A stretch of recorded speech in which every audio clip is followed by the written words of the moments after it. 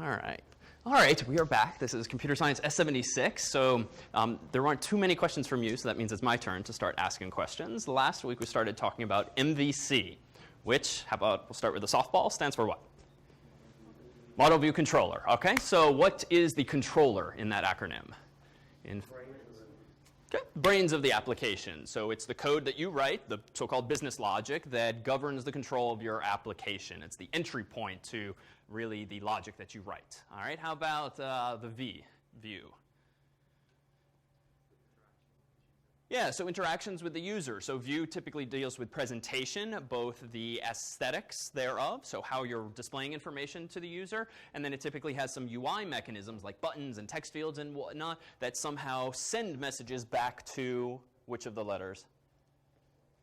The controller. So you have this bidirectional arrow essentially between your C and your V, so the two are talking, but you do not have an arrow between, say, V and M directly. Rather, the model is where you typically represent your data, and we'll do a simple example tonight of what you might want to model with its own class that we write ourselves. But typically, all of those communications should be marshaled through the so-called controller. So that's where really the intellectual property of your app tends to be. And the aesthetics are in the view, and then the model is where we'll do our data typing and our data representation and encapsulation. We'll do a bit of that in just a bit. All right, so that was MVC.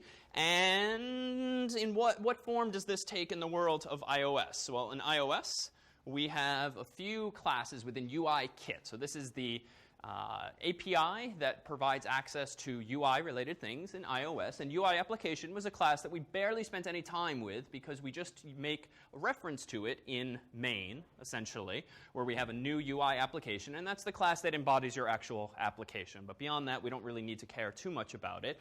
But UI application delegate is a class that we spent a little more time talking about.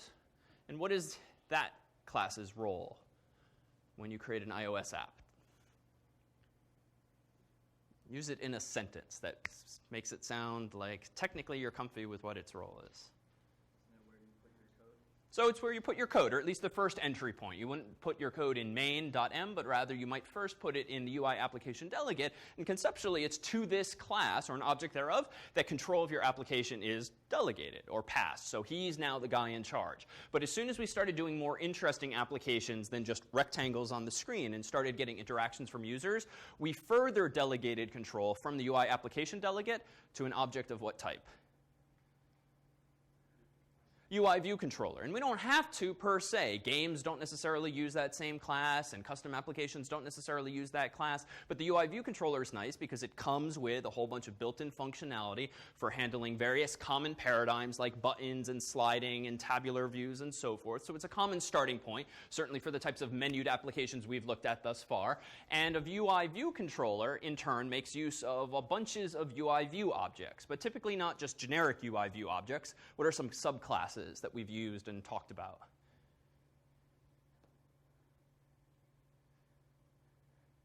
Two of which I've enumerated tonight, albeit off camera. Starts with UI, ends with button. Okay, so UI buttons. So this was just a subclass. And thus far, we've essentially used these things by dragging and dropping. But we did have a quick glimpse last time at nonib.xcode project, which was a re-implementation of that super simple app that gave me a text field for my name, gave me a button to click on to actually then trigger a UI alert view saying, hello, David, or hello, such and such. And we dragged and dropped that UI button, but UI button is just a specific incarnation of UI view. And if you think back to Xcode and think back to interface builder, that drag and drop interface, what we're essentially doing by dragging and dropping is dropping these little objects on top of a canvas. And they can overlay, overlay, overlay. And we'll do a little more of that in a different sense tonight by actually responding to arbitrary key presses or pinches for zooms and the like. So we can actually listen to the entire UI view, as we will see.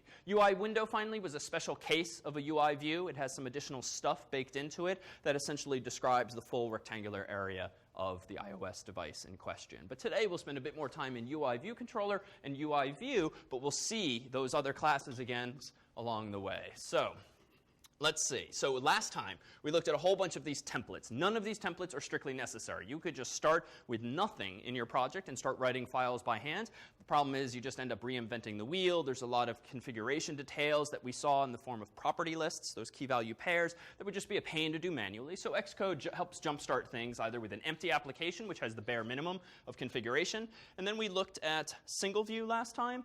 And in lab, you looked at utility view, and you're knee-deep in a utility view application for Evil Hangman. So if we proceed a little further today, let's take a look at these two last ones. Not because they in and of themselves are applications you'll need to use for the project, but rather because they're illustrative of somewhat more complex applications that you might implement that nonetheless assume familiarity with the overall structure we had earlier. So let's do this. First, let's start somewhere simple. I'm going to go into Xcode, and I'm going to first start not with an empty application, which was super uninteresting by the end of last week, but single view application, and then we'll quickly build on from there. I'm going to go ahead and call this single view. I'm going to just store it on my desktop. I'm going to uncheck storyboards here, click next, then I'm going to go ahead and click OK. And now we have the following boilerplate files. So suppose, by contrast, I didn't just create this right in front of you, but you were handed this project from someone else, and you want to wrap your mind as to what's going on inside of it. Where's the best place to start to understand what you've been handed? In the .h file, viewcontroller.h. Okay, viewcontroller.h. I would propose that's maybe a little too deep at first glance. Why don't we start where the beginning of the story begins? Yeah, app delegate, and really, if we want to be super anal about this, technically it's main.m that kickstarts the whole process, and a quick glance should at least reassure that there's nothing special, nothing different there, but indeed it's in this file that we see mention not only of UI application, but also app delegate, to whom we're going to delegate control. So we've confirmed that there's nothing distinct in there. So now I would propose among the app delegate files, starting with the .h is probably the better place, because it gives you, in theory, an overview of what's about to go on, and it also gives you a sense of what needs to be implemented in the .m file. So what's going on here? Well, quick recap. The import line does what for us? It imports the user interface kit. Okay, good. It imports the user interface kit. And what does that mean? So in that .h file, there's a whole bunch of class declarations, perhaps, maybe a bunch of constants that are defined, a whole bunch of things that we want to take for granted exist. And this is our way of teaching Xcode that we want to use the code that someone else wrote. All right, on the next line, we have @class view controller. Actually, that's a little strange. There's a semicolon, yet no implementation of the class. What is it with this line here, @class view controller, which we've not really spent time on? Yeah? So the @class actually tells it that it is a class, but it doesn't actually import it. Exactly. Unless you were going to use one of its methods, that should suffice to tell it that it exists. Exactly. So we didn't spend time on this last time, but this is what's called a forward declaration. It's a little hint to the compiler saying there is going to be a class called view controller. I'm not going to tell you anything more about it, but if you see mentions of view controller elsewhere in this file, don't complain. Don't give me any red warning saying that's not allowed. This is just teaching the compiler what's actually going to come. And indeed, where are we using that? Well, a few lines later, we're declaring a property whose purpose in life is to store a pointer to a view controller object. So this is, long story short, a way of avoiding potential circular references whereby one file might import another, A common paradigm is if you only need to make mention of the class in this way in your .h file, just to use a forward declaration and not to import the whole viewcontroller.h file, for instance.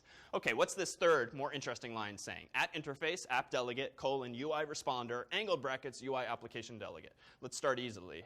This just declares what? What's this mention in black of app delegate? Name of the class, all right? The UI responder means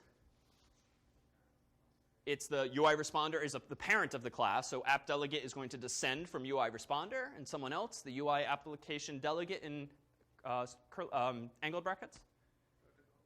It's a protocol. So we're saying that we are going to implement the UI application delegate protocol, and this makes sense because the class, after all, is called app delegate. All right, what are the two properties? Well, we saw one view controller. We have another pointer to the UI window. That'll give us access to the full rectangular portion of the screen, and that's it.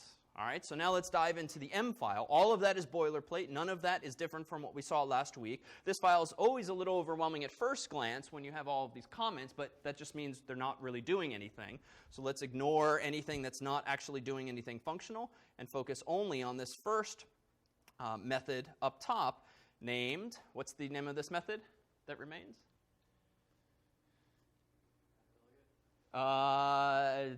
Not app delegate, so that's the class name. The name of the method is? Yeah, application did finish launching with options. So longly named method there, but what's this doing? So first it's allocating a window. It's initializing it with a frame. That's just referring to the rectangle as we keep describing it.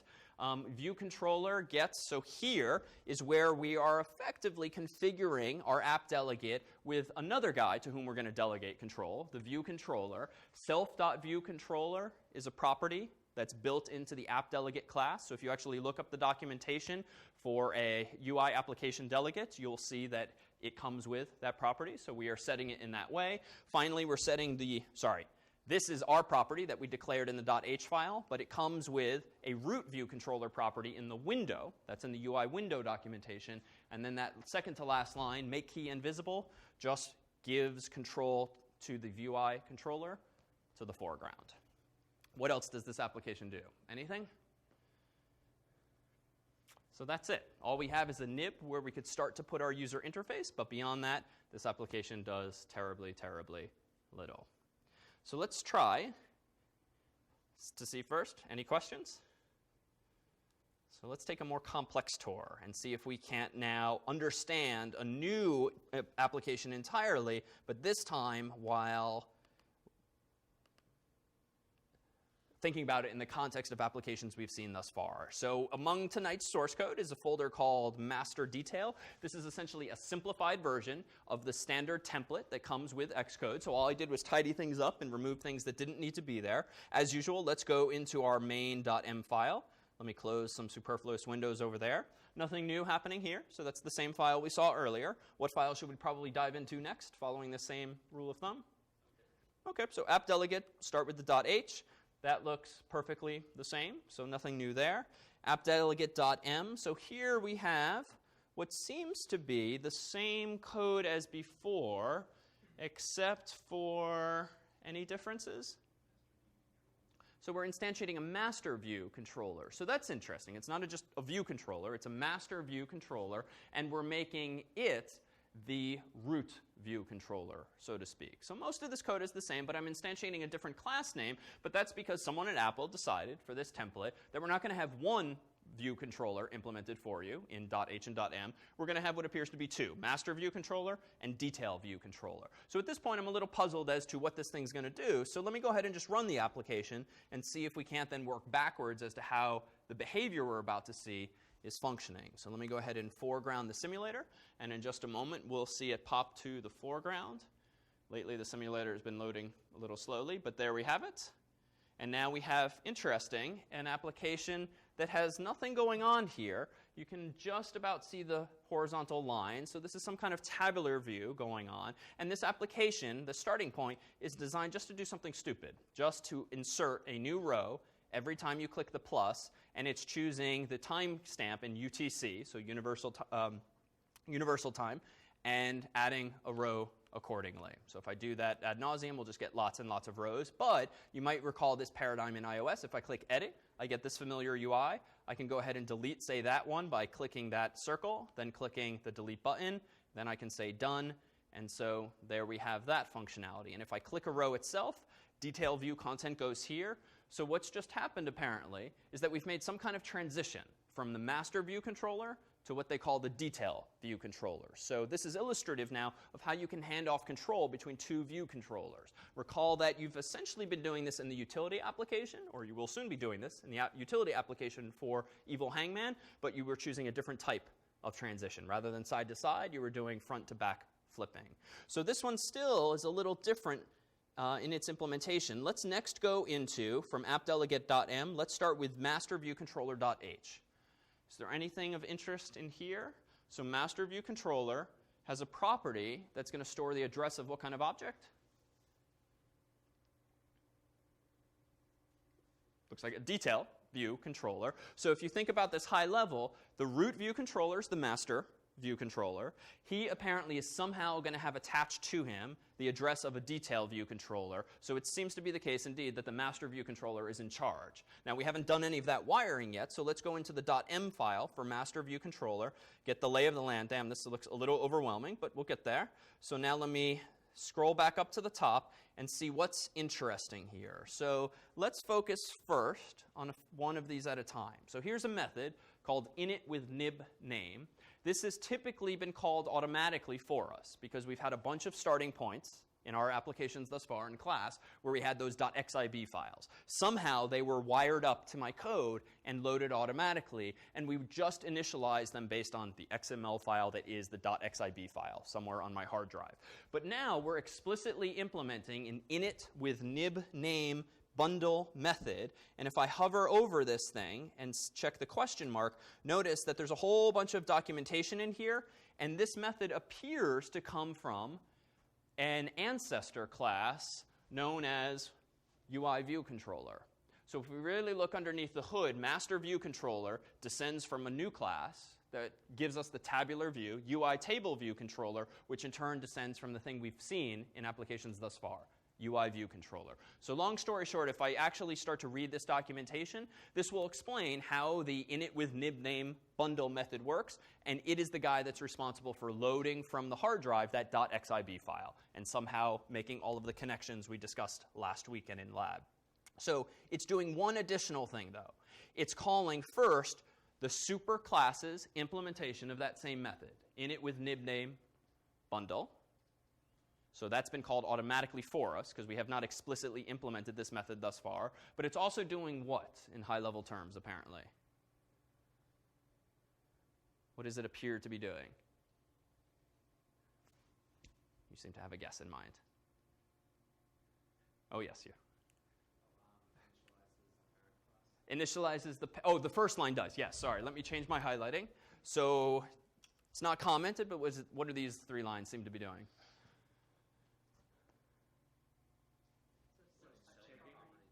Yeah, it's setting the title of self. So self.title, what is self? What type of object is self at this point in time? So it's a master view controller, which in turn is a UI table view controller, which in turn is a UI view controller. So if we really started poking around the docs, we would probably see that UI view controllers have a property called title. And indeed, that's where this is coming from, or UI table view controllers. And if we go back to the application that was running, notice when we're here, the title master, that's where that came from. So we could have typed this in manually into the nib, but because we created the view controller in code, we don't actually have to do that there.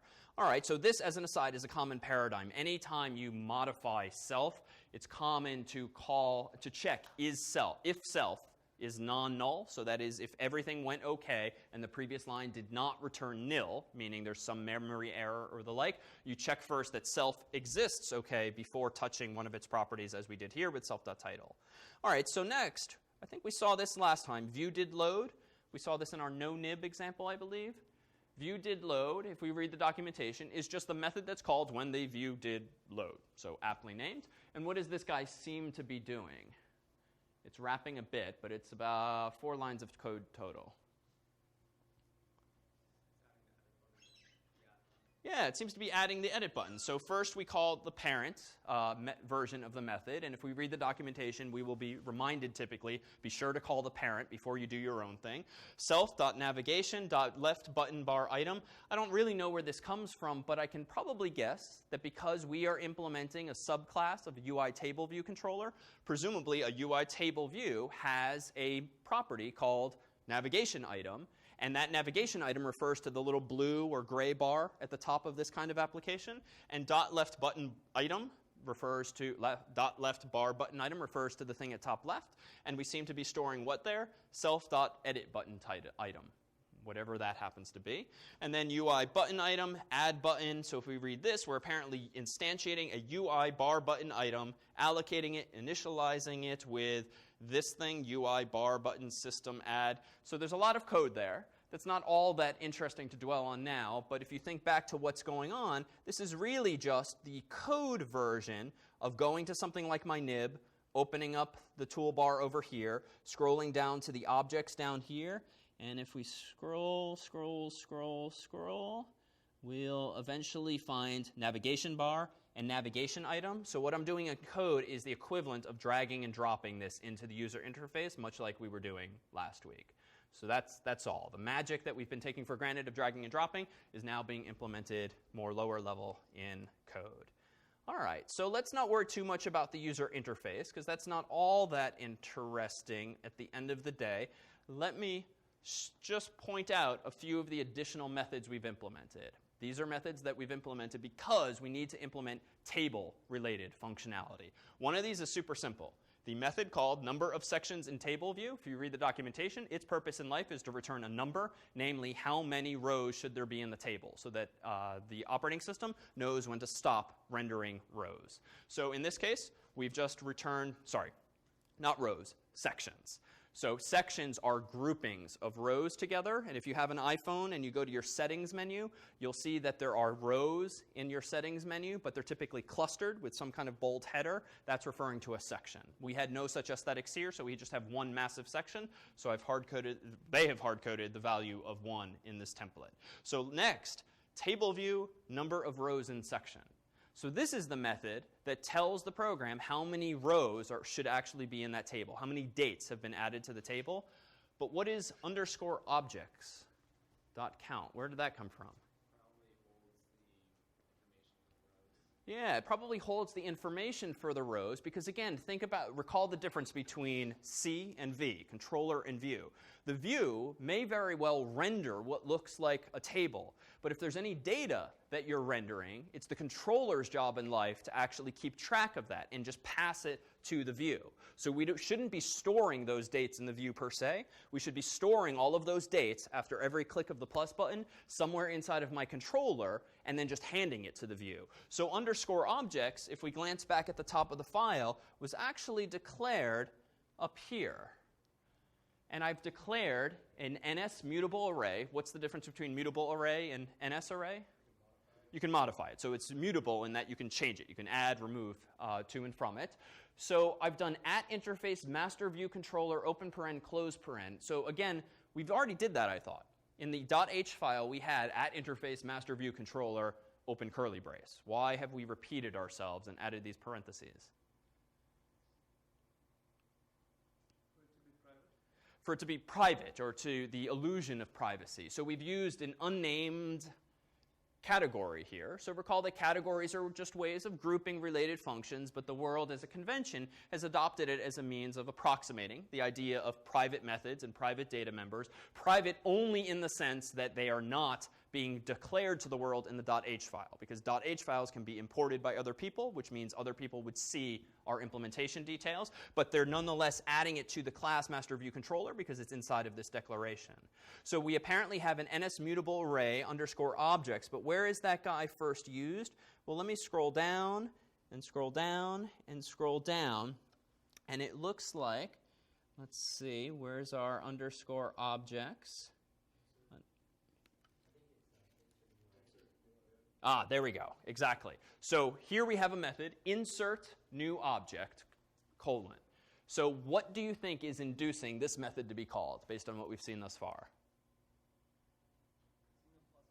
So hitting that plus button, and how was that done? Was it done in Interface Builder, or? So insert new object. So again, let's just do a little highlight and copy. Let's see where, oh, interesting. So view did load. We didn't finish that story. We, and Apple, did not use Interface Builder, it seems, to wire things up. They've done it all in low-level code. So when view did load, we started telling that story in terms of the left button bar item. If we go a little deeper, notice what's happening here. When we declare this UI bar button item and allocate it and initialize it, we are choosing, this is a constant. This very long word, UI bar button system item add, is just the atrociously named constant for the plus icon. That's all that's doing. It's aesthetic. But we're saying target :self action @selector insert new object. So first of all, what is action :selector insert new object doing functionally?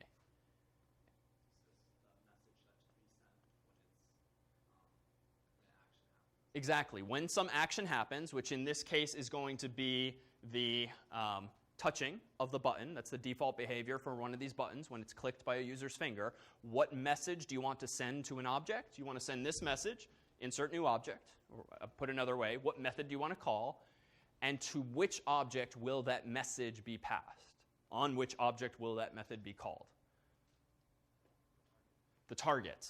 So target colon self means this class, this object, and that is why, slightly more lower in the screen, we have an implementation of the method that we want to call. So as an aside, the reason that we have this funky syntax, at selector, open paren, close paren, is so that it's clear what the name of the message is that you want to send, because we've seen methods that have colons in them, and it would just get very complicated, if not impossible to parse the string if you had action colon insert new object colon which colon belongs to what. So that's the idea of at selector. It's just a syntactic thing. So that means when you click that plus button, this guy is actually called. So in answer to the question, where is the object's NS mutable array coming from, we instantiate it lazily. The first time we need it, we check, does it exist? If it doesn't exist, that is, if underscore objects equals nil, we're going to go ahead and instantiate an NS mutable array, and then we are going to start populating it. And at this point, if you start to read through the code, you'll see a couple new features. There's this notion of index path, which is something specific to these UI table views. A path is just a tuple of numbers, two numbers together, a section and a row. So an index path is just an object that contains those two values, and if you keep reading further in the code, you'll see that this is the function that actually does the generation of and insertion of a date into that actual table view. Yeah? A question about, say we would have a property for the object's variable. Okay. Would it be faster to use the object with the underscore? Good question. So suppose we had declared objects as a property. There would be a couple of implications. One, we could do self.objects and mutate it that way. On the other hand, so could anyone else who happens to be importing, for instance, my .h file. If we declared the property there, that we don't have to declare it there, you would get some marginally additional functionality, because by default, the setter and or the getter will often have additional code in them. For instance, if you've declared it to be atomic, it will have some additional code. With the setter will by default make sure that you never set an object equal to itself, which can do some bad things circularly. So you would get some protections, but you pay a price. What's the downside, would you conjecture, of using a property to implement this container as opposed to just declaring a raw pointer like this? It takes longer, and we're talking, negligible amount of time for something like this, where clearly I, the human, am the bottleneck for any slowness in this application, how quickly I can press. But in theory, that's why they've done it in this way. We're the only ones using the property, not the rest of the world. I know how to use it. I just don't need the marginal overhead of a setter and or getter. But a good question.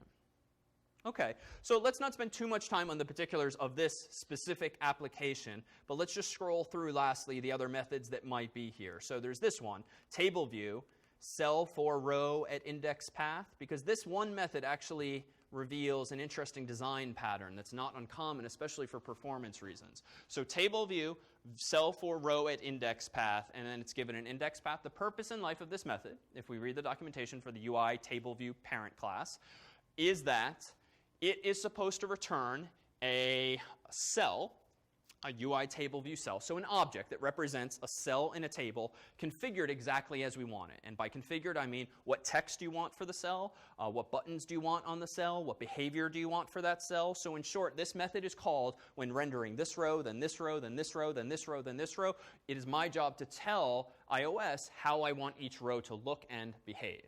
So what's interesting, though, about this implementation is the following. One, we have this static pointer declared here, cell identifier, that points to a string that's statically declared as quote-unquote cell. This is completely arbitrary. It could be quote-unquote foo or bar or any word there, but it's going to be used in the following way. Down here, I declare UI table view cell, table view DQ reusable cell with identifier quote-unquote cell, quote-unquote foo, whatever word you've chosen. So what is that doing? Well, I'm checking if cell equals nil, that means that there apparently was no reusable cell in my queue. So nothing came back. And so what do I proceed to do? Well, it looks like a common paradigm here. UI table view cell, allocate it. then initialize it with some long, crazy named constant, and also give it a reuse identifier of quote-unquote cell or quote-unquote foo, whatever word you've chosen. Then lastly, change the accessory type to be UI table view cell accessory disclosure indicator. What is that? It's like the little eye icon or similar on the screen. All right, so, or rather the little arrow that points to the right that we saw on the table view when we were in the app. Then we proceed to do what? We grab the object at that particular row. We then update the text label on that cell to be whatever the description is of that object. So in short, the object that we put in the object we put in objects was essentially a date, and then we're just adding that to the descriptive text on the cell itself, and then we return the cell. So most of that was just configuration details. Maybe new in terms of the code we're seeing, but not all that interesting, except for this if condition here. What do you think the purpose is of the relative complexity of these several lines? Why this queue? Why this reusable thing? What's going on? Make sure you don't overwrite the cell, or just make sure it's unique. Okay, so make sure you don't overwrite a cell, make sure it's unique. True, but we could do that by just allocating a new cell for every one of the dates in this table, or every one of the words that I want to put in this table. Why else might I be introducing this complexity of some kind of queue of reusable cells? You want to change the value inside? Or? Want to change the value inside. So that's true, but why? What's the motivation? Let me press further. Suppose that you can view 10 cells on the screen at once based on the height of your iPhone and the height of your font, and you have allocated, let me say, if you only can display 10 rows at a time, but you've got 100 dates because you've hit that button 100 times, technically, only 10 of those cells need to be in RAM at any given time, because the other 90 are down here. The user's not going to be able to see them, so why bother keeping them in memory? So if I give you that insight, why are we apparently using this trick? What's the motivation? Yeah? To make it faster than memory. Exactly. It all boils down to memory usage and memory management. So to your comment earlier about really the spirit of keeping memory usage low, you could absolutely just allocate 100 cells for 100 items. And frankly, the user's probably not going to notice any latency when scrolling through them because 100's not that big. But suppose for Evil Hangman, you decided to make an application that displays all 100,000 plus words at once, and you scroll through that, then you probably will, depending on the hardware, start to notice some latency because there's so much RAM being taken up by all of those rows, and it's completely unnecessary. Of the 100,000, you can only see maybe 10 of them at once, so you only need to have 10 actually resident in memory at a time. So this queue is meant to be a performance optimization. So if you've ever used an iOS application that starts to feel very laggy for some reason, it's probably because they were trying to do too much, and potentially some of that work was unnecessary, as might be the case here. So this is illustrative of that kind of design paradigm, especially as your data sets get larger and larger. Okay, let's not dwell too much on the other methods, but happy to take questions if they arise or are on your minds now. All right, so that just leaves us with one last class, the detail view controller. So this guy, if I go to the .h file, looks pretty uninteresting except for the fact that he's got a UI label and he's got a detail item. I also see mention of IB outlet. What is that again? What's an IB outlet? It's a reference to a thing that's declared in the nib. Okay, good. So it's a reference to something that's declared in the nib. So it's a means of my code talking to my drag and drop interface. And in this case, the thing in question is a UI label. So how can I pull up Interface Builder and see that interface? What file do I want to click next to follow this trail of breadcrumbs? Yeah, so detailviewcontroller.nib. And if I look there, looks like indeed someone has just dragged and dropped a UI label. I know that because I can see its description down over here. And when in doubt too, if I go to the right-hand panel and open that up and notice that I'm on the identity inspector, Xcode has a habit of dumbing things down by saying label -detail view controller ... when really that's not all that interesting programmatically. You want to know what type of object is that really. So in the identity inspector, which you can see at top right, you can see that, oh, the thing I've just clicked is actually an instance of UI label. That is what I have dragged and dropped. And again, that's the connection between code and the drag and drop interface here. So let's answer just one last question before we put this template aside. How do we somehow pass control off from the master view controller to the detail view controller? How do we make that transition? We haven't looked at the code yet per se, but where would you look if you wanted to answer that question? How does clicking on a cell lead to a state transition? What file should we look at? Okay, so we want to look at the method that's called when it's actually clicked, and how can I chase down that answer? We passed in a selector into the constructor of one of the rows. Okay, Previous file in the master view controller.m. okay. We did a control F for selector. Selector, okay, so there's a selector for insert new object. We saw that before. Only one match. There should probably be a protocol somewhere that defines the interface between master and Okay, so let's see. If I scroll down here, cell for row, can edit row at index path, table view commit editing style. That doesn't sound right. Oh, this one, interesting. And that's exactly right.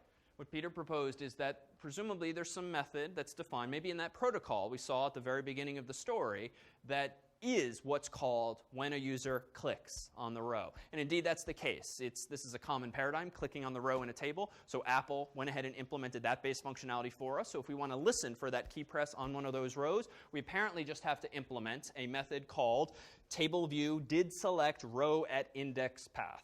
So what's going on in there? Well, notice first it takes two arguments. The first is a table view. So that's what table view did the user click on. Maybe there's multiple ones on the screen. And what, again, to be clear, is an index path? Section and a row number. So it's going to be like 0, something for the 0th section, 0 index, and the actual row number. All right, so what are we doing here? We again seem to be doing what's generally called lazy loading. If the detail view controller does not yet exist, if it's nil, what do we actually do? We allocate it by calling detail view controller alloc.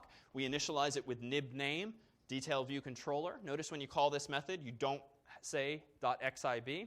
Bundle is just referring to what folder is it in. We just say nil because it's in the default. Everything is organized at this top level. And so once these lines of code have executed, we now have a pointer to an object of type detail view controller. So we've got the thing in memory now. We just have to transition from the master to the detail. So what am I going to do next? NSDate object. So just to be clear, what is this next line of code doing? On the right-hand side, we have what type of object? What is underscore objects? An NS mutable array. So if we index into it at a current row, that's going to return an object of what type, apparently? An NSDate. And on the left-hand side, we are allocating what? Let's a little pop quiz here. A pointer, good, to an object of type NSDate. So we're not allocating an NSDate. We're allocating a pointer to an NSDate. So it's just 64 bits, most likely, not the full-fledged object. Next, we do self.detailViewController. Detail view controller. What is self.detailViewController? Where did we see that before? So it's a property that we declared earlier. And .DetailItem, well, what's DetailItem? It's going to be set to the object. Where did I see DetailItem? If I go to detailViewController.h, DetailItem was apparently a property that I stored here. It's a type ID. What does ID mean? Any object. It's a pointer that could be nil, but it's a pointer to any object. So this is just a generic way. We could have been more explicit and stored NSDates. Whoever wrote this template decided to just genericize it a bit. So we're storing something of type ID there. So lastly, in this line, we call push view controller animated yes. So the fact that it slides from left to right, as we can see, is the result of the following. Notice the sexy left to right behavior like that. But if I instead change the Boolean yes to Boolean no, stop the current running instance and rerun, and now go ahead and +++, click here, much less elegant. Right? That's what makes Apple devices Apple, the sexy little slides back and forth. All right. Whew. Questions? Okay, so you may never again use a master detail view controller template, and that's fine. The goal of this was not to walk through just templates that Apple hands to us, but rather a number of the design paradigms that they're leveraging as a result of this so that you can either start with something like this or something simpler, like the simple single view application, and begin to wire things together in the same way. And what this is particularly illustrative of is wiring stuff together, not using interface builder and dragging and dropping blue lines, but writing much more code and doing it manually and precisely. IB outlet in this guy over here? Good question. So detailed description item. For some reason, the developer who wrote this template seems to have gotten bored with actually doing the wiring, and rather the coding, and decided to wire it up. So we can go to the nib file for detail view controller, and if I control click on this thing, we will see that detailed description label is wired to file's owner, and who is the owner of this file apparently?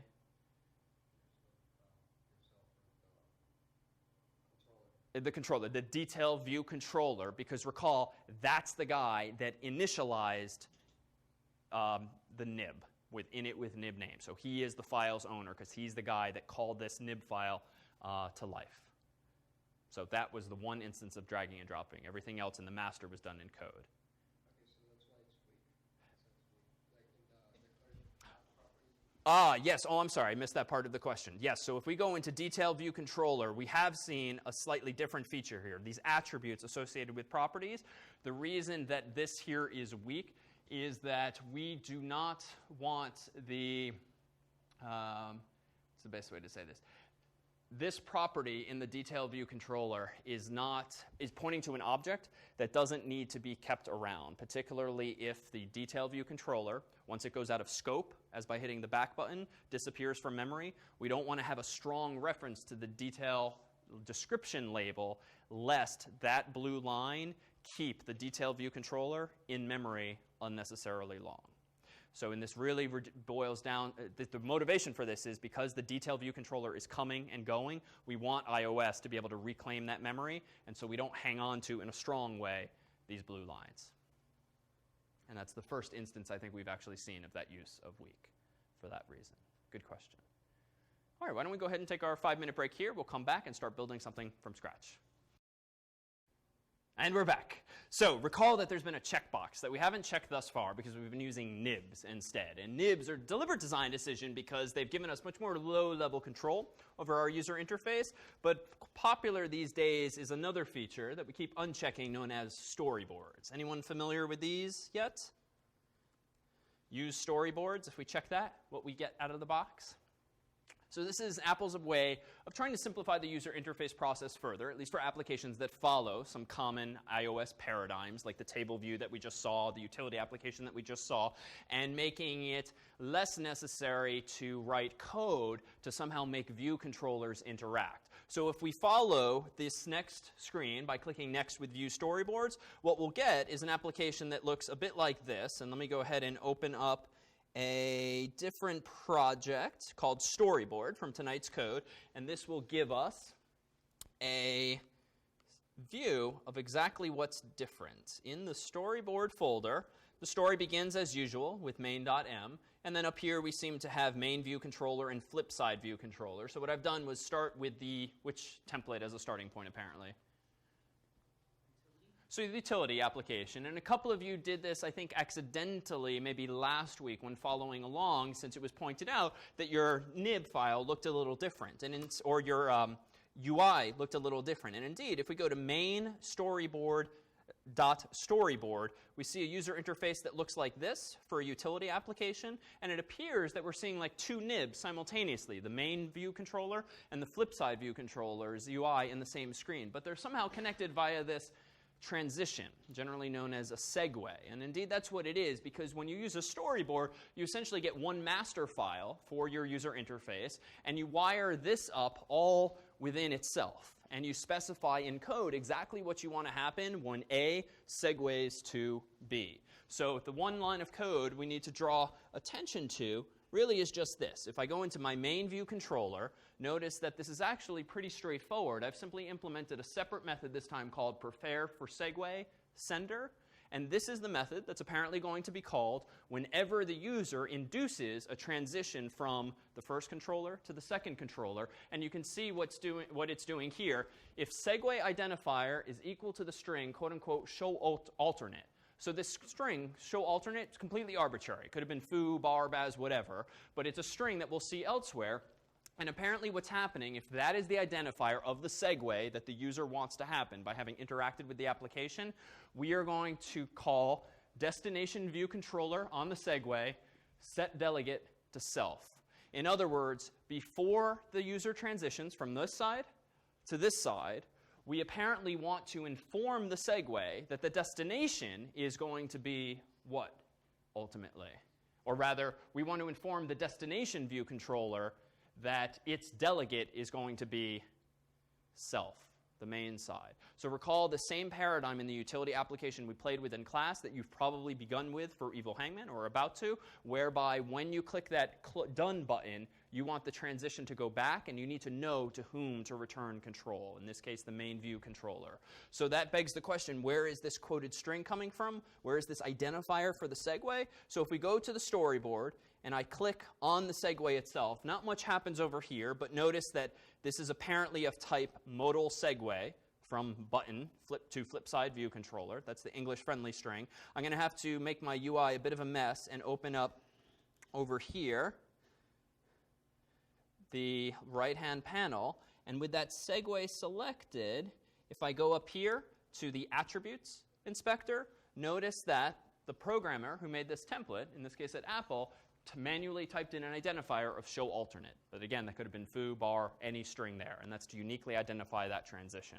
So in short, if we want to somehow wire together the user interface in this different paradigm, whereby both sides of the application are in one file, we simply have to define what happens when that transition occurs. So I mention these now because if you want to take things further, say for your own native application, if you go that route for the third, you'll find that this is a very common paradigm now with iOS programming because it really eliminates a lot more of the wiring that you need to do, and it centralizes the UI in one place. And as this picture kind of suggests, if you have a particularly complex UI, like a menu and then a submenu and other submenus and other submenus, you can wire them all together within the confines of the same tool. And it's just a simplification. Yeah?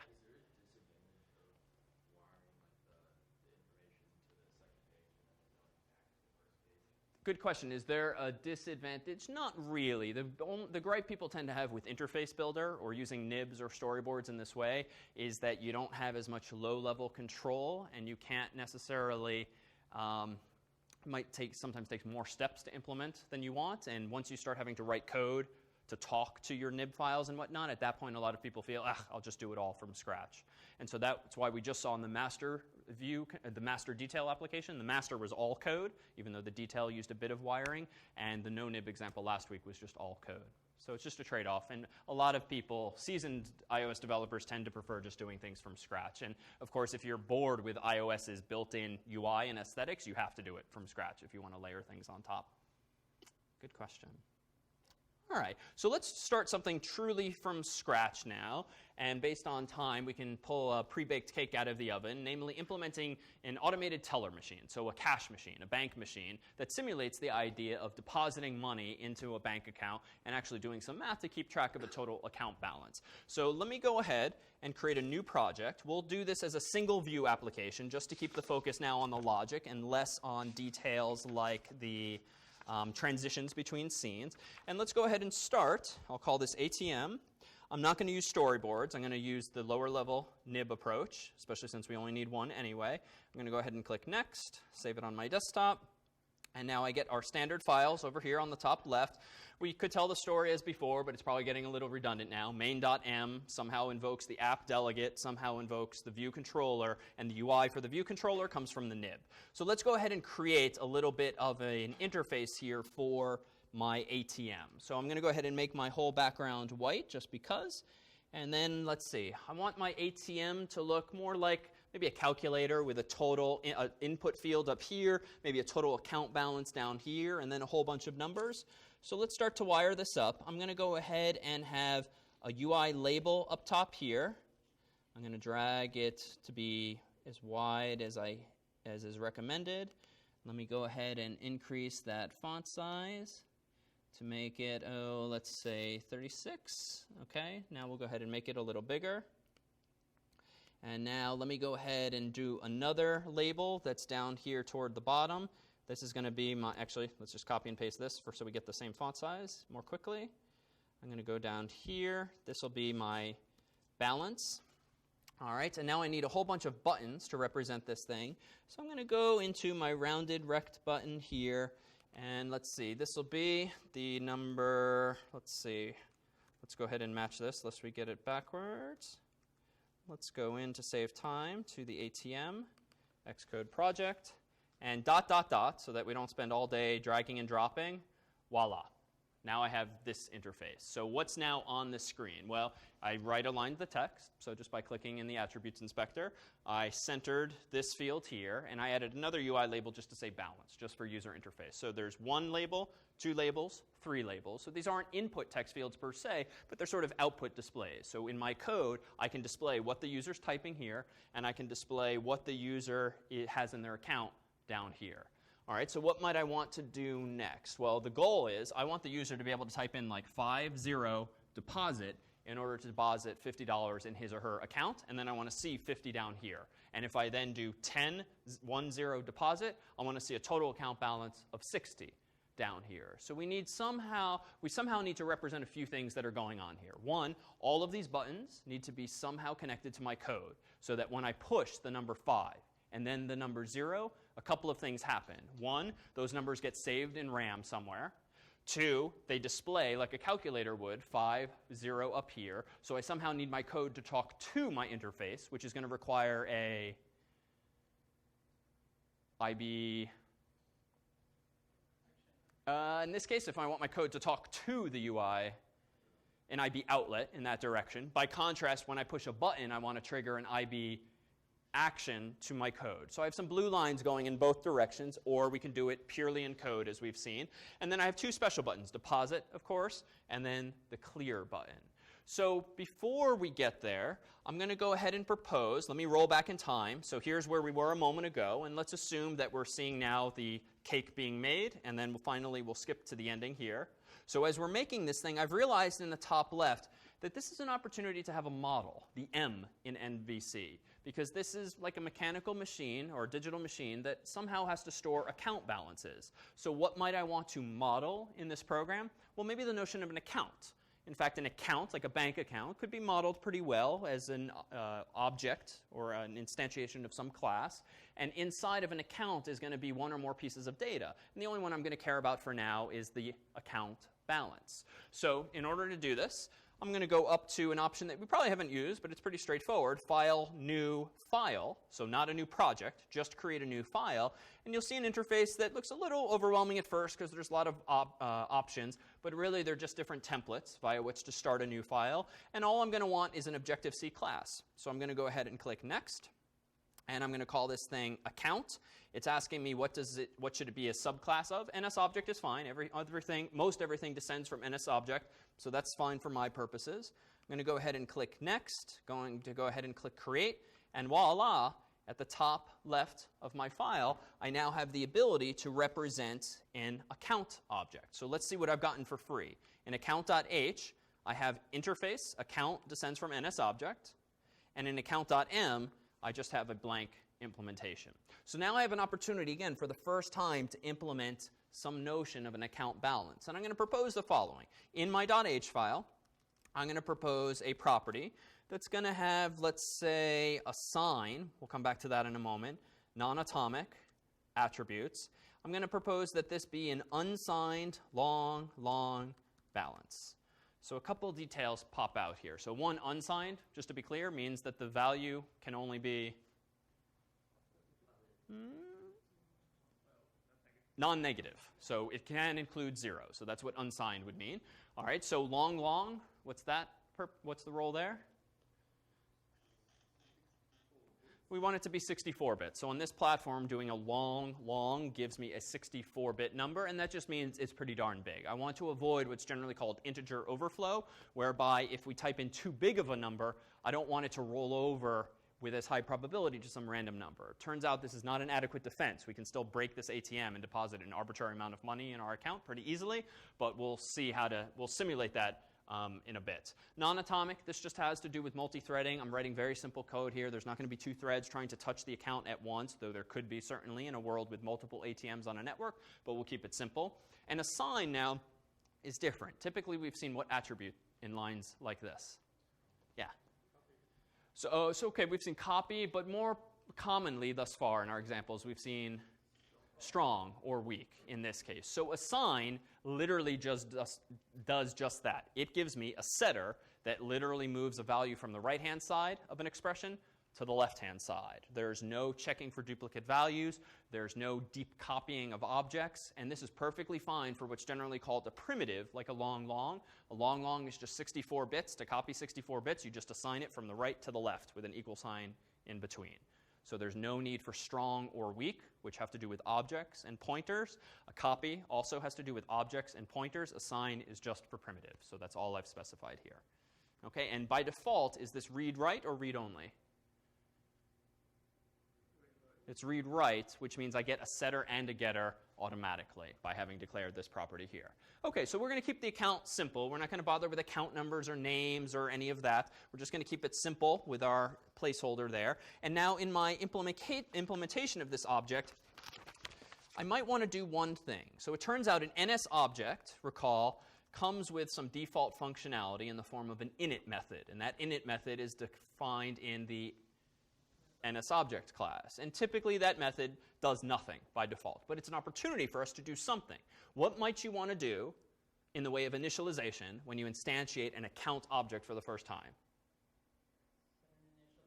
Yeah, so why don't we set an initial balance? So the signature for an init method, if you look at the documentations for NSObject, or just in general, the convention in iOS is, or in Objective-C, is to have an instance method, hence the hyphen, returns an ID, which is a pointer or nil, and it's called init by convention. So it's kind of like it's the initialization half of a constructor. Alloc would be the other half. Again, a common paradigm is to say now this: if self gets super init, so this is just a common way of saying, one, call the parent class's implementation of init, make sure that it doesn't return nil, because if it does return nil, I don't want to start doing work unnecessarily, lest I create problems. And now, if all is well, I'm going to do self.balance gets 0, and then I need to return myself. So that's it. If I deleted all of this, we wouldn't be initializing the primitive to a known value. So this way, we have a default value, or we could be nice, right? If the first time you sign up for a bank account, you get some free gift, maybe you get $100 in your account, and we could do that right here. Yes? Why do you have to do super alloc and init? Super alloc and in. Because that would be bad. Because when init is called, alloc has already been called. So the convention is call alloc, then init. So if init called alloc, that would be trying to instantiate the object twice. Good question. All right, so that's it. This is a super, super simple model, if you will, but it's representative of how we could go about encapsulating information, and maybe in a fancier world, this information would come from a database, and if it did, it could go in this model code. But we're going to use it just as an abstraction for what an actual account balance is. So now, what more do we have to do? Well, let me jump back to the pre-baked version that looks now like this. Notice that at top left, I have the exact same code that I wrote in advance. So I have a property called balance, and I have an implementation of init. So if we go back to the nib, I also did a few things in advance, consistent with what we said was necessary. One, I wired all of the buttons to my code using IB actions, and I wired my code to two different UI labels via IB outlets, so two directions. Now, how can I check what directions they went in? Well, let me go ahead and choose the number 7, and notice that if I hold Control and click on there, there's a whole bunch in this drop-down, but the interesting one, recall from last week, is touch up inside. That's this act. And the result of that is to do what? Files owner digit. What could that mean? Call a method called digit on what object? On the files owner, which in this case is going to be view controller. Exactly. So I'm in the view controller class is nib, and the files owner is going to be the .m file. So let's take a look at the .m file And indeed, there is, nested among a few other methods, a method called digit. So I've declared this as an instance method. It returns an IB action by convention, which is just synonymous with, remember your lower level C details? It's just void, just returns void, which means it returns nothing. And it takes a pointer called sender. And what is that going to be a pointer to? The button that was pressed. So this is my way of programmatically knowing what button was actually pressed. So here's a bit of a trick that we've leveraged with the UI view class. Notice in this first line of code, I'm doing the following. On the left-hand side, I instantiate what? Good, pointer to a UI button. And I keep asking this question so that the answer is not allocate a UI button, which is not the case. I've allocated a pointer to a UI button. On the right-hand side, what have I done? Casting. Exactly. So this is a C-style cast whereby sender's type, I don't really know. Because I declared it as an argument of a type ID, I don't actually really know what its type is. So therefore, I don't necessarily know what methods I can call on it, and therefore Xcode doesn't know whether or not to yell at me if I try calling a method maybe that doesn't exist. It's okay to send messages to objects even if they don't respond to them, but if I want to really leverage my compiler and my IDE here, it's nice if it can yell at me when I'm doing stupid things. So I can explicitly say that sender is of type UI button so that now anything I do with B will be known by Xcode as referring to a button. Yeah?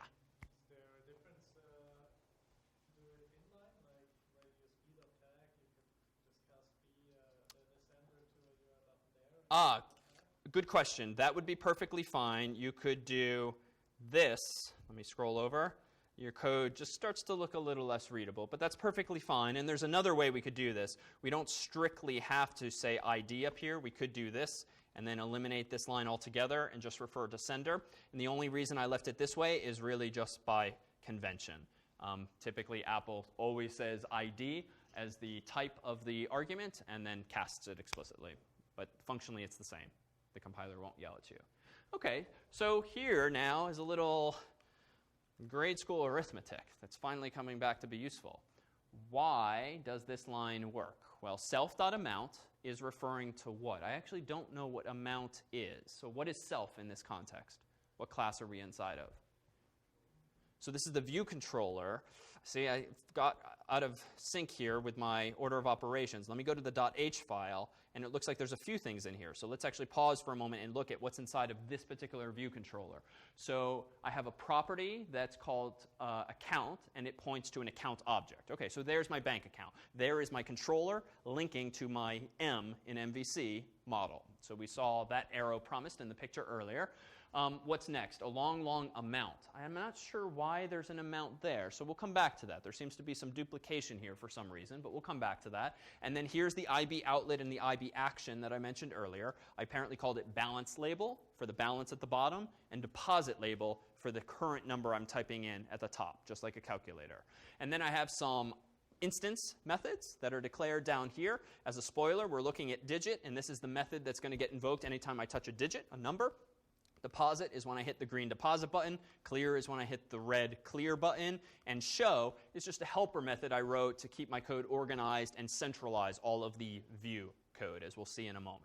So account, to be clear, is an account, a pointer to an account object. So now we go back to the .m file. And now in digit, what am I doing?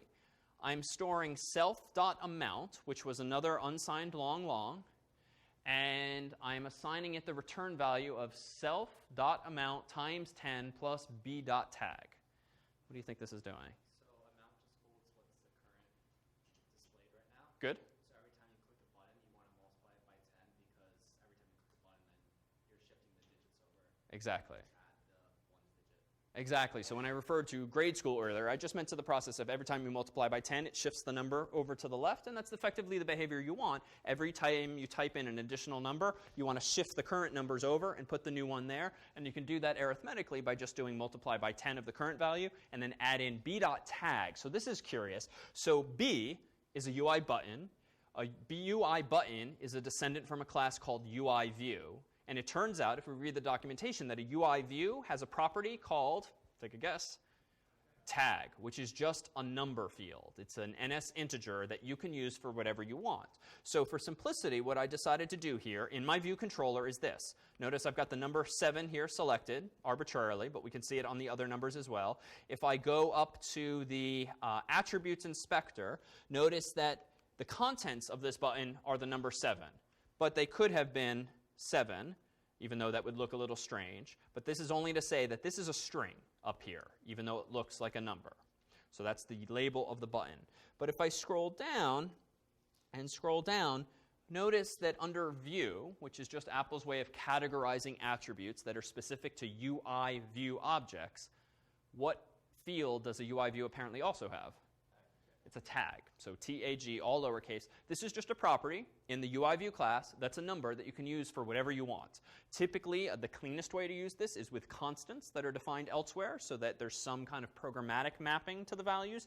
But for simplicity, because this is a very simple application, I decided to just go through each of my buttons. And because by wonderful coincidence, my buttons are meant to represent numbers, I decided to assign each a tag that's identical to its label. So I manually went in and made 7 equal to 7. 8 is equal to 8. And notice that the number is going to be changing there at top right. If I click on 2, it's 2.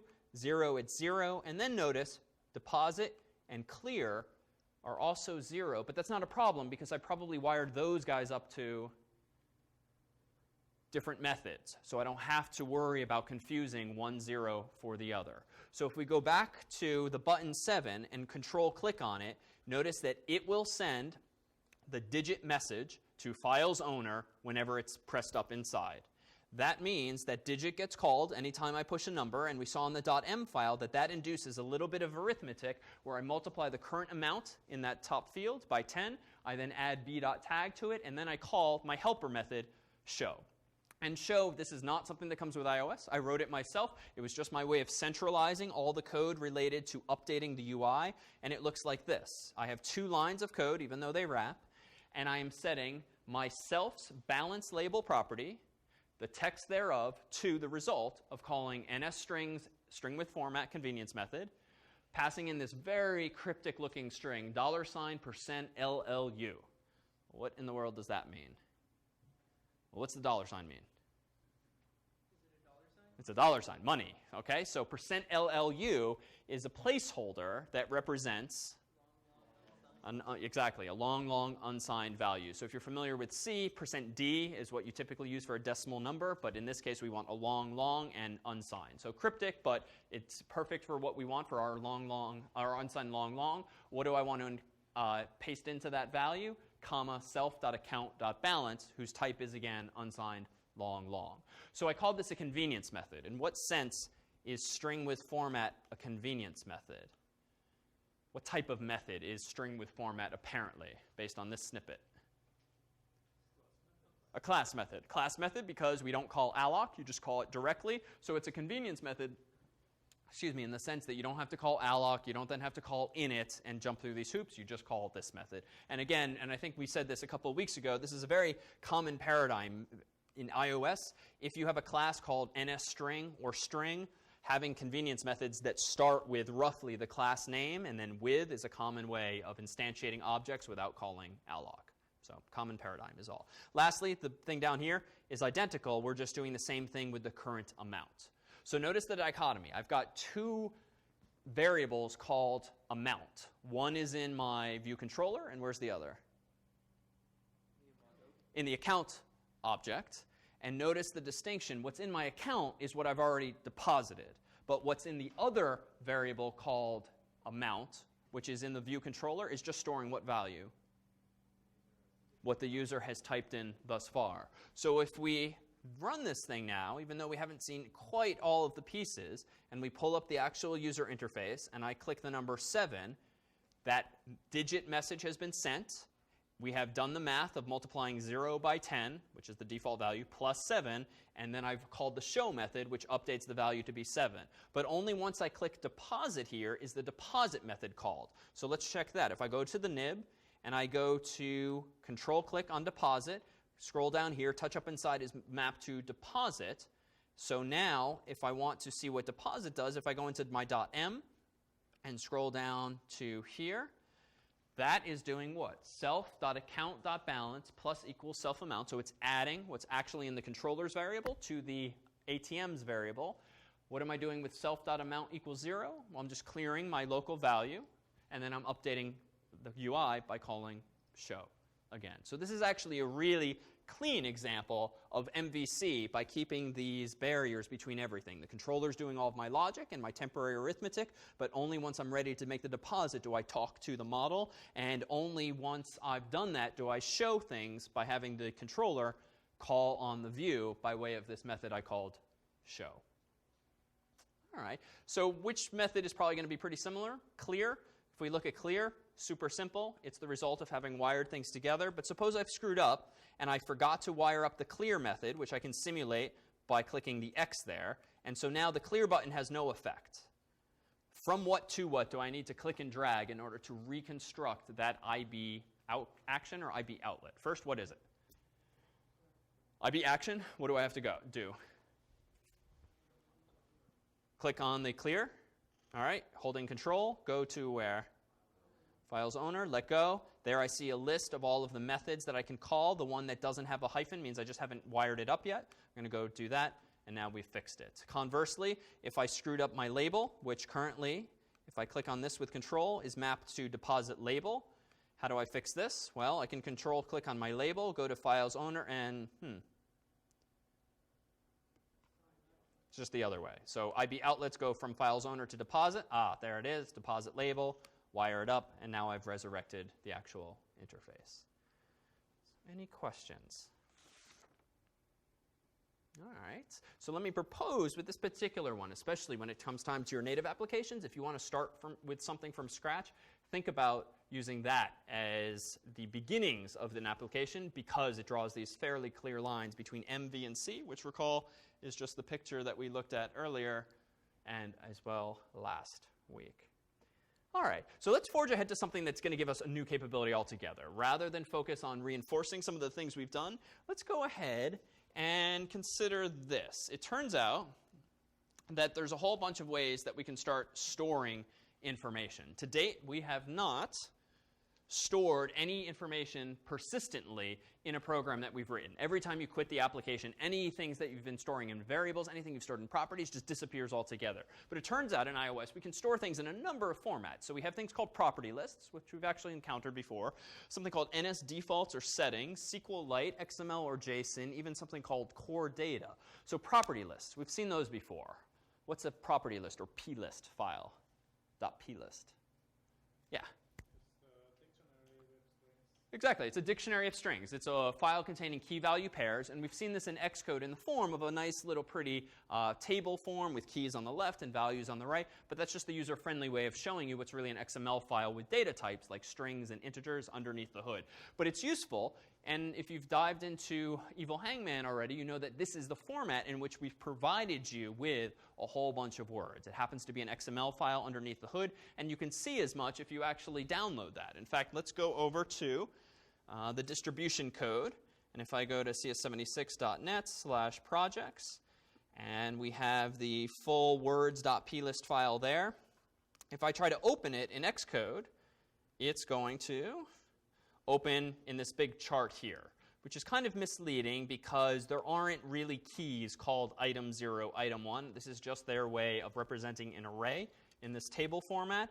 But if I instead go into my downloads folder here, and I open up words.plist with, let's say, Text Wrangler, which is just a simple text editor, we are going to see this, which is XML. If unfamiliar, XML is like HTML, but you get to make up your own tag names. And so here we have an element called array, and then a whole bunch of strings. So that is what we have given you for this dictionary, and there's thousands and thousands of lines here. So this is actually a perfect candidate if implementing a program that listed all these words, not to keep all of them around in like UI table cells if you were using a table view controller like we did earlier. So with regard to storage, property lists are nice when at least you have static information that you want to ship with your application. But they can also be used effectively to store defaults. You can store key-value pairs even when an application quits. And one of the things you'll get to use in Evil Hangman or dabble with in lab is NSDefaults, which is an interface for storing information persistently in applications so that when it quits, you can actually reload those same values after the fact. So what kind of uses might persistent storage like that have for an application? Why is this useful? If you got a call while playing your game, then you could store data such that when they hung up the call, you could resume it. Okay, good. So if you got a phone call, it interrupted your game, you could then reload the information that the state that the game was in so that you can continue playing it. So to be honest, you probably don't need to use property lists for that because so long as the application is backgrounded, you can keep stuff in RAM still, unless the user quits, in which case they're at a loss. I was talking about NSDefaults. Oh, I'm sorry. So even NSDefaults. So NSDefaults are truly meant to be default values, not state remembrance for the state of a game. So defaults would be like, do you want the sound on or off by default? What's your nickname by default? So NSDefaults are good for things like that, configurable options that the user might change in the game. Settings is just another UI. A lot of applications, like in Evil Hangman, will have settings built into the application, for instance, on the flip side, and indeed that's where you can store things like the preferred word length and number of guesses in an NSDefaults through that API, which ends up writing a file into the iPhone or to the iPad or the like. But you can also write code that allows you to hook into the settings icon on the iPhone or the iPad where you can move your settings there. It's really just a design decision. What people tend to do for simple settings, if you only have a few, they put them in the application itself. If there's lots and lots of settings, some people factor them out and put them under the settings icon on the phone. It's a little more annoying, though, because you have to exit the application and go to it to actually get at them. But you'll find that this is as easy as writing key value pairs to an object. So more on that with Evil Hangman. What's SQLite, if familiar? Flat file SQL. It stores a SQL accessible database in a flat file. Exactly. So SQL, a structured query language, is a database language with which you can write information to a database and read it and use syntax that allows you to search the database fairly easily. You don't have to resort to linear search all of the time. And it's nice because you don't need a server. You don't need MySQL or Postgres or Oracle or anything like that. You just store it in a binary file in the same folder typically as your code. And what SQLite is, it's an API that lets you read and write from that file using select and insert and delete if you're familiar with that feature of SQL. The catch is, in iOS, the SQLite library is implemented not in Objective-C, but in C, which means the code looks horrific. It's very useful, it's very powerful, but it's also a bit arcane, and so people typically use other constructs, a couple of which we've discussed. XML, meanwhile, or JSON, is typically used when transporting information these days across the wire. So property lists are XML, but if you were to have your own arbitrary format, typically that's for a game or a program that somehow grabs information from a server on the internet. These are very useful data formats for exchanging information. And then finally, there's core data, which is an Apple SDK that allows you to abstract away the notion of a database altogether and define your database schema, define the keys and the values, the relations among them, using their graphical editor to wire things up a little more high level. And you had a question here. Is it possible to query a regular expression in SQLite, simplified one? SQL supports like queries, where you can use a subset of Perl's regular expressions, or which are common in other languages as well. So sort of. Good question.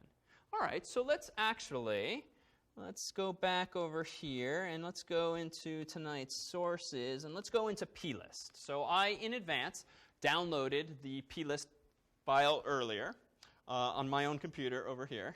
Not that one. So now if I go into plist and go into the distribution code here, we'll see some of the usual friends. And let me go into main.m.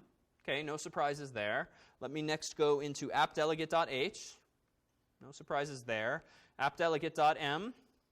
No surprises there. It seems to be handing off control now to viewcontroller.h. Really nothing going on there. Viewcontroller.m, finally. There's something going on in here. But let's wait. Let's go to the nib file. And for some reason, my example involves cities in California. So this has always been a stupid feature of Interface Builder. When you drag and drop a UI table view controller into an application, rather than show you your data or just blanks, they arbitrarily show you cities in California. Those are not in the application itself. It's like a screenshot of someone else's application, but mildly confusing. But if I now go back to my code, let's see what I'm doing. So recall that we looked at the master detail application earlier, which was a little complex, and I've stolen some of the simpler ideas from it just to implement the following application. If I go ahead and click Run up here, oops, let me quit the old simulator, and let me run this in the latest version of the simulator. It's going to pop open, and you might see some familiar words. So these are from a property list called small.plist, which I downloaded from the course's website. Recall that the project specification gives you a super short list just so you can tinker without worrying about hundreds of thousands of words. So that's just an XML file that I've literally dragged and dropped into the project, and somehow in code I'm opening this up. Yes?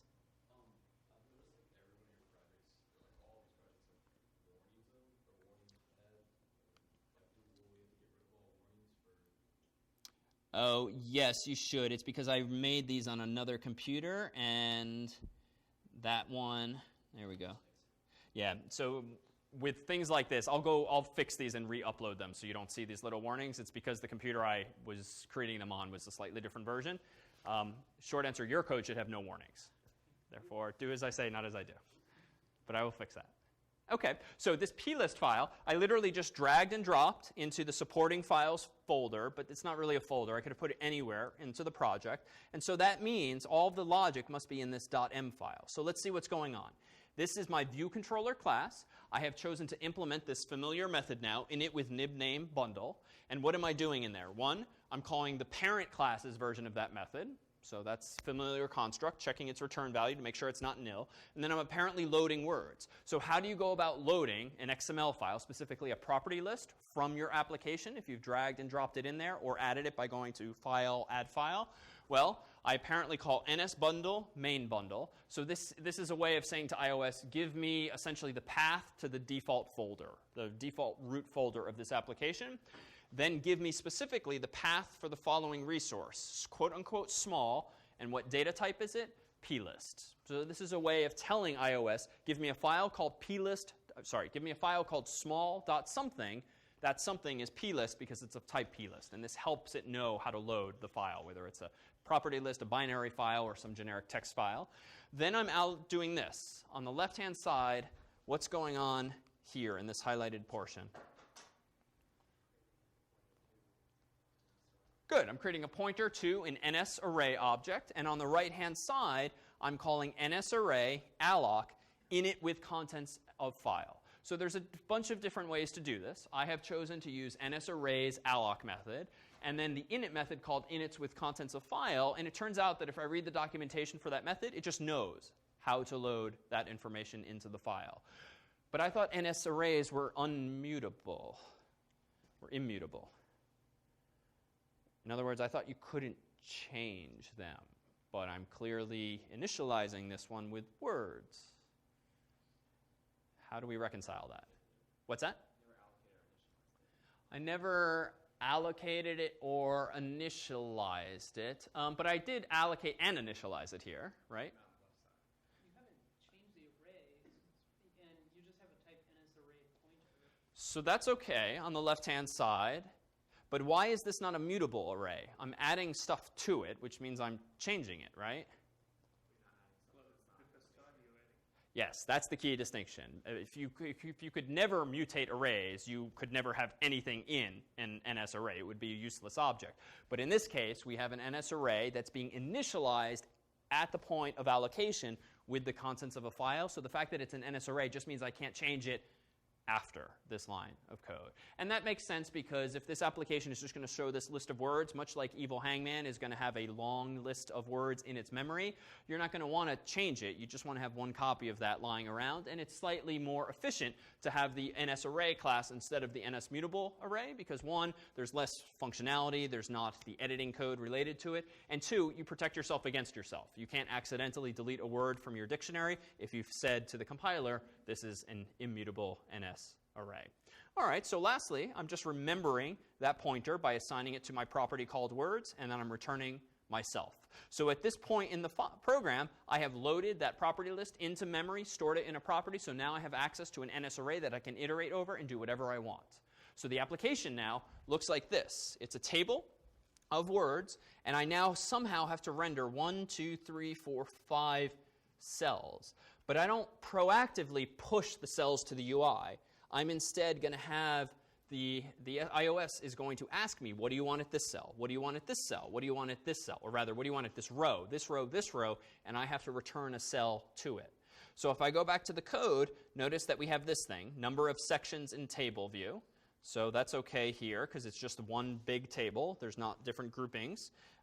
As an aside, if I go back here, let me see if I can show you the opposite. If I go into settings, this is a UI table view. So if you've owned an iOS device, you've seen UI table views for years now.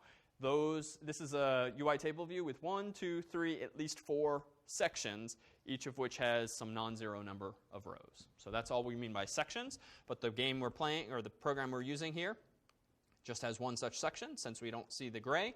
So what next? Actually, let me delete for simplicity, since it's not necessary here. And now we have table view, cell for row at index path. When is this method called?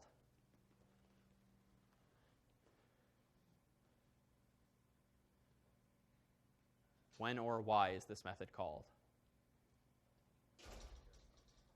What's that? When you try to get a cell and you pass in the index path, yes. So this is really the operating system is going to call this method, or more specifically, the controller is going to call this method, or rather, the view is going to call this method when I want to render a cell on the screen, and it's going to say what belongs at section 0, row 0. What belongs at section 0, row 1, row 2, row 3. And my job, as we saw earlier with master detail, is to return to this thing an object representing that row in the table with whatever text I want, whatever buttons I want inside. So we have this same trick using the reusable cells. I'm using quote-unquote cell again this time. If not, I instantiate it as needed. And then down here, I am initializing the cell as follows. 1, I'm setting its so-called selection style to be UI table view cell selection style none. What does that mean? It just means that when the user's finger clicks on this table view, like I'm doing with my mouse, nothing happens. It doesn't become blue. It doesn't get selected. Correct. It's asking me, what do you want here? What do you want here? What do you want here? And I have to hand it back the rectangular cell, effectively. Exactly. And then I'm setting the cell's text label text equal to be whatever is returned from the object at index row. So what's at index 0, what's at index 1. And then I'm passing that message to words so that I get the 0th object, the 1 object, 2 object, 3, and so forth. And if I change this, for instance, to that, semicolon, and rerun the application, what I should get, despite all of that effort to store data, is just the same string again and again and again. So that's truly a method that's being called. Finally, down here, this one's different. Table view number of rows in section. This is the method that that's going to be invoked when asked how many rows does section 0 have, so that iOS knows how many times to ask you for the cells. In this case, I have not hard-coded a value because I don't remember how many words are in the property list, and maybe it would even change with an update. So we pass in the count message to self.words, which gives me the array's length. Yes? So in the case where you're passing through a file, we have an array that's not mutable. Okay. You're editing the actual file itself, like the P list itself, No editing has happened to the P list here. No, but I'm saying in terms of like if you wanted to, if the P list had like more content in it, Okay. this would already account. Yes. Okay. Exactly. This is good design because even though I could go to the application and I can go 1, 2, 3, 4, there's 5 words in my plist, I could just write return 5.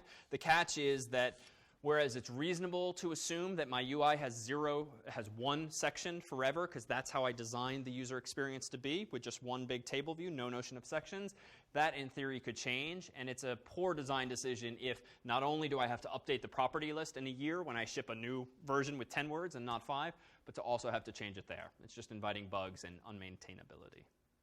So that's all. All right, so nice and sexier maybe, but let's actually do something where we interact with the glass of the screen and do something like clicking or dragging or pinching and see how we can add that element, particularly as you contemplate what you might want to do for your third and final project. So it turns out that iOS supports a whole bunch of gestures, and you're probably familiar with these naturally if you have a device like this, but they all reduce to some key class names. So we have things like UI tap gesture recognizer. This is the type of object that if you instantiate, you have the ability to detect that on an arbitrary portion of the screen, not necessarily right on top of a button, which is handled for you automatically. Pinch, which is doing something like this, often to zoom. Rotations, kind of twisting your fingers around. Swiping left to right, up to down. Pan gesture, if you want to move something across the screen. And long press, if you want to click and hold for like a second or two. That too can be detected differently. And if you've used Google Maps or Apple Maps or the like, you've experienced a bunch of these different UI mechanisms. So how do we start doing that? Well, let me go into some code and our last project here for the evening and open up the one called gestures. Now, in advance, I went on Facebook and downloaded a few photographs. Let me go ahead and run this application. And we have this application here. And if we swipe to the right, there's his graduation. And one more in his plumber's outfit from this weekend. So we can keep flipping through this, and each time I swipe from right to left, even though you can just barely see my mouse, it's like I'm sliding my finger from left to right. And I kept it simple. I didn't do it quite so that he's sliding off the screen. As soon as I start sliding, it just jumps off to the side, just to keep it simple. But also, if I click and hold on like his nose, it's going to nag at me because I'm using a long press gesture recognizer. So how do we go about implementing this and implementing that kind of functionality? Well, let's go into this. So in my project here, I've got some familiar files and some new ones. Under supporting files, I have 3 photos of Rob. So these are just JPEGs that I dragged and dropped after renaming them, after downloading them from Facebook. I encourage you to friend Rob on Facebook. If you then drag them into the project, I can now access them programmatically. And so now I can do something like this. In main.m is some usual code. In appdelegate.h is some usual code. In appdelegate.m is some usual code. So nothing new here. We're building on the same principles as before. So the magic must be somewhere in my nib and my view controller files. So my view controller.nib file also looks very simple. I dragged and dropped a class called UI image view, which is like a video player, but for images. It's just a placeholder for a single ping or GIF or JPEG or the like. And I configured it to just fill the whole screen. So I need to somehow programmatically have access to that. So a good place to start, again, when downloading code that someone else wrote or that you download online as part of a bigger project, is just control-click on it. And it looks like there is a image view property somewhere that's pointing to file's owner. So there's some kind of linkage happening here, some kind of outlet to the file's owner. So let's look at my .h file. And if I go into my .h file, nothing there. That's interesting. Viewcontroller.m. So I've tried to take things one step further here. Thus far, we've been putting properties and method declarations in our .h files, which is a common convention, but it's not strictly necessary because if all of my methods are implemented in this same file, and if no one else is going to be importing my .h file, and they probably shouldn't be importing my view controller. You would typically import utility classes or files with constants or files for models and the like. There's really no reason for me to advertise to the world, in principle, in my .h file, all of this internal functionality. So I can certainly just declare these properties as private by putting them in this file. And I say private typically because, again, you can still send messages to objects. They may very well respond. But just in the interest of not advertising features, much like Apple does not advertise certain APIs, they keep them private, though people figure it out, I've decided to declare all of my properties here in this file, my .m. So I seem to have a few properties. One is a Boolean called alert in progress. And I ended up using that, if I fast forward to the end of the story, because I needed to remember if and when I had touched Rob's face for too long and therefore triggered the alert view, because I ran into a bug through trial and error that if I kept holding, I might get multiple alert views, and I didn't want to do that. So I wanted a simple locking mechanism to make sure I only open one alert view ever. So next I have an image view pointer to a UI image view, and that's my IB outlet. So that's the wiring between that IB image view, that UI image view and my code. Then I have an index, not sure what that is, and then I have some ROBs in the form of a pointer to an NS array. So let's take a guess. What is going to go in that NS array probably? Yeah. The images. So specifically maybe the names of the images, though we'll see in just a moment. And then the int called index, where I am. So I realized, again, by thinking through the design of this, if I want to implement this sort of carousel of ROBs and I want it to wrap around so that the third image goes back to the first image, I decided just to use an index that's going to be 0, 1, 2, 0, 1, 2, and I can use some modular arithmetic to wrap around like you might have done in other languages. So that's where this is going. Meanwhile, I've got some private methods, private only in the sense that they're not advertised in my .h, called alert view did dismiss with button index. We've seen that before. When is that method called? Think back to last week. When the user clicks the cancellation button, however labeled, that big default button, I have another method called handle long press and then handle swipe. And those are implemented to receive something called a recognizer. So a pointer to some kind of object that has recognized what the user has done so I can glean some information about it. So now if I scroll down, what am I going to do when... Let's do the handle long press, because it's a little simpler. So when I click and hold on Rob's nose, or frankly anywhere on the image, it doesn't matter based on how I've implemented this, what is going to happen? Well, iOS is going to recognize that you're holding Rob's face down for quite some time, and therefore some code's going to get executed, specifically this method, handle long press. I'm going to be passed a pointer to the recognizer in case that's useful. And what I decided to do with that information here is what you saw. I'm going to first check, wait a minute, is there already alert in progress? This is the bool that I referred to earlier, just to make sure we don't get stuck in an infinite loop by holding his face for 4 seconds instead of just 2. Then I set it to yes, so that I remember. And this is single-threaded code at this point, so it's not a problem if I'm still holding down. Then I'm going to go ahead and allocate a UI alert view. And we saw this code last time, even though the words are now different. It's going to say, hey, stop that. I have a delegate of self, so not nil, and a cancel button of fine. So this delegate of self is used for what purpose?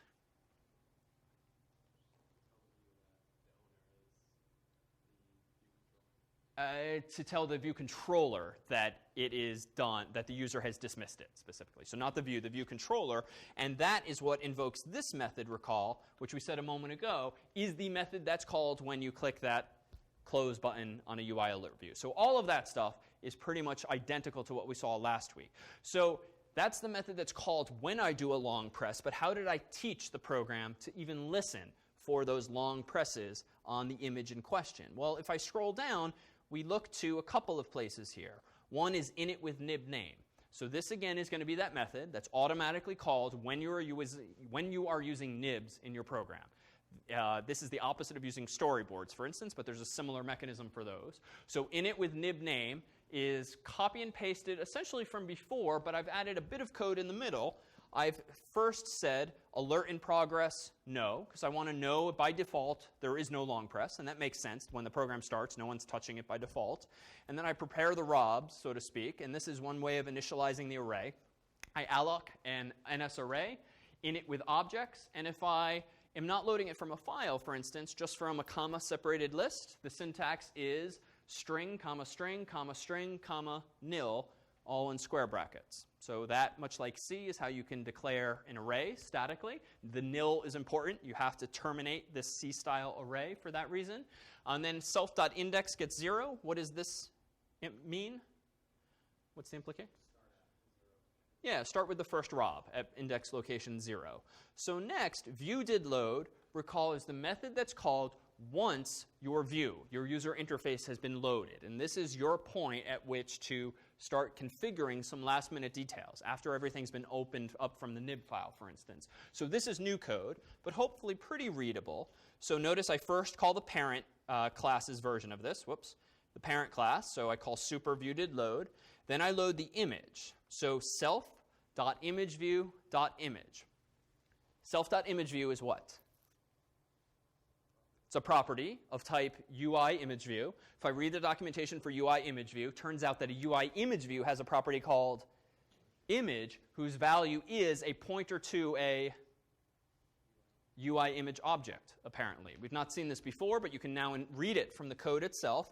So this class here is called UI image. Turns out it has a convenience method called image_named, whereby if I get the ith rob at the current index, so give me robs bracket 0, but do it dynamically in code here, that is going to give me an image object, a UI image with rob, and I'm going to plop it into the carousel, essentially, the UI image view that allows me to show the image to someone. So now I'm going to listen for presses on Rob's image. So the code's a little ugly, but what I'm doing is declaring a pointer called longPressGesture of type UI longPressGesture recognizer. I am assigning it the return value of calling UI longPressGesture recognizer alloc, so just give me one of these recognizers. I'm initializing it with a target, self, we'll come back to that in a second, action called handle longPress. So in layman's terms, this is listening for long press, but in slightly more technical terms, what are we telling the UI longPressGesture recognizer object exactly with in it with target and action here? Well, first you're saying that the message to be sent when the long press happens is handle long press. Good. And you're also saying you should send that message to self, so the view controller.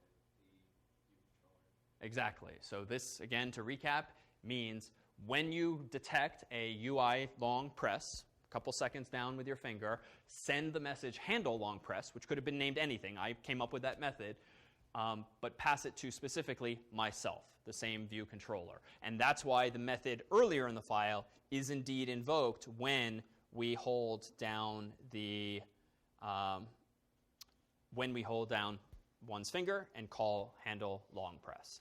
So the other recognizers, let's see first, before we see them in action one last time, listen for right swipe. So how do I do this? Same idea. I allocated UI swipe gesture recognizer. I initialize it with target self, and this time I tell it call handle swipe when the user swipes from a certain direction. But what direction is that? In this case, I have to do one additional step. I have to specify the direction, and according to the documentation, swipe gestures have a direction property, and this crazy long constant is what specifies when I go from right to left, essentially, this is what should actually happen. What should happen?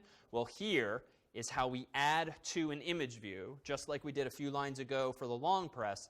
This is how we add a recognizer to an existing view object that is on the screen. You create this recognizer, and you sort of glue it down onto the view so that that view triggers these various actions. Listen for left swipe. I've done that with a separate line of code at the end there, just by changing the constant to be this, and that's so that we can swipe right to left or left to right to increment or decrement the robs. And if we go back up here, let's look at the code. Let me fix this. Rob we swapped in this year. Handle swipe, it works how? So this is the method that's called when we swipe right to left, left to right. This is how we figure out the direction. We ask the recognizer that was passed in via the sender argument, what direction were you sent in. I'm using a switch, which is like an if-else, but just done slightly differently syntactically. And I decided to do this.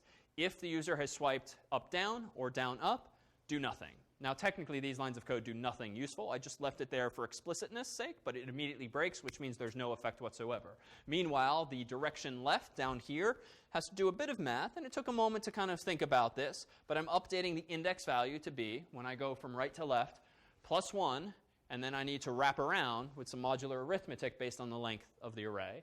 Down here, meanwhile, if I wanted to wrap around to the other direction, I had to effectively subtract by 1, but I wanted to make sure that we didn't go negative, so I also have some addition in there just to make sure that 2 goes to 1, 1 goes to 0, 0 goes to 2, and doesn't accidentally go negative. So just some basic modular arithmetic there. And then lastly, what actually updates Rob and updates him instantly is to change the property called image of the image view IB outlet to the image named whatever Rob is at that particular index. So could have implemented this different ways, could have stored the actual images in an array as opposed to the file names, but we kept it simple in this way so we could actually see the strings explicitly in the code. But this is how we can now start listening for these things. And any of these kinds of interactions, pinching and zooming and rotating, is implemented similarly by implementing one or more of these recognizers and then responding accordingly. Does it handle if we have competing recognizers, say, happen to a long tab? And actually, it's a tab and it's a long tab. Does it only trigger the long tab? So in that case, if you're detecting tap versus long tap, if you're holding long enough, it will only be a long tap. That's what defines it as long, holding it slightly too long. If you do it within the window, and I think it's 1 or 2 seconds, that would be a tap. But you won't get both if you're holding down like that. You'll just get the long tap. So there's no way that from any gesture to callback set fire? You could potentially induce multiple ones. You can give priority to them effectively by listening to which one fires first. And you can think of this again as layers, as to which layer is going to receive the gesture first if you've added to multiple objects. But for the case you described, they'd be mutually exclusive. Other questions? So out of curiosity, how many people are leaning toward web applications for their third and final choice of projects? Or give a bad answer there? Okay. All right, a few. And iOS applications? And undecided? Okay, so not bad.